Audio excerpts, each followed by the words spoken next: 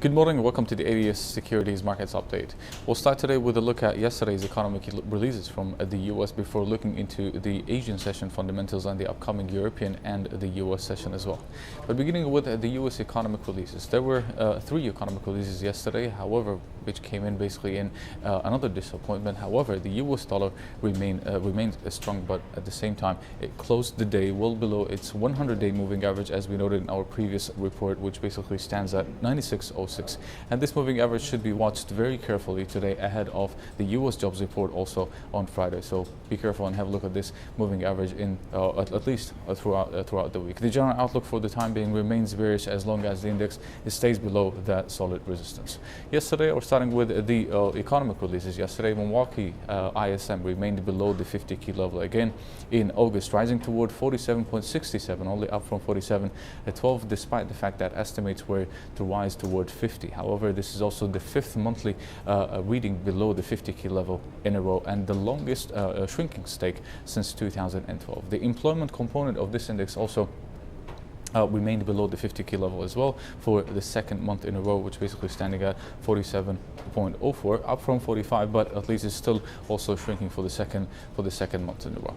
We've seen also Chicago PMI also declining more than expected again, declining toward a 54.4, down from 54.7, while the estimates were to decline toward 54.5.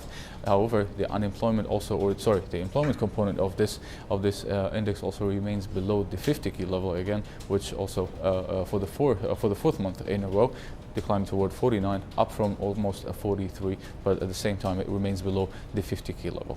Finally, the Dallas Fed Manufacturing Activity Index. We've seen an unexpected decline and crash back down to minus 15.8 in August compared to minus 4.6 in July. This is despite the fact that estimates were to rise toward minus 4, up from minus 15. And this is also the 8th monthly negative reading in a row, and one that we have not seen since 2009.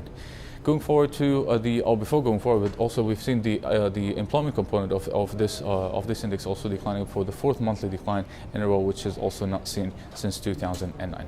Going forward to the Asian session today, the Chinese figures came in with another disappointment. First of all, the manufacturing PMI declined further below the 50 key level, reaching the lowest level of 2012, declining toward 49.7 in August, down from 50, while it had been anticipated also to decline slightly toward 49.8, but this is the first reading below the 50 key level in almost 6 months. However, the services PMI also slowed down toward 53.4, down from 53.9 during the same period.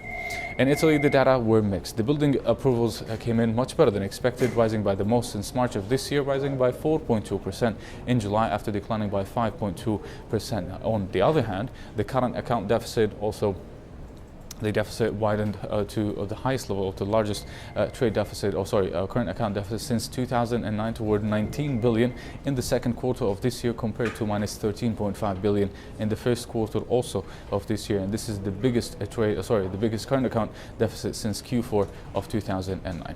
Moreover, the Reserve Bank of Australia left the cash rate on hold this morning, or earlier this morning, at 2% in its meeting today, with a balanced tone, saying that the available info suggests a moderate economic expansion, and the inflation is basically to stay within the same band even with the Aussie lower exchange rate. Finally, also the bank noted that they predict the conditions to be to soften in China and East Asia in the next few months.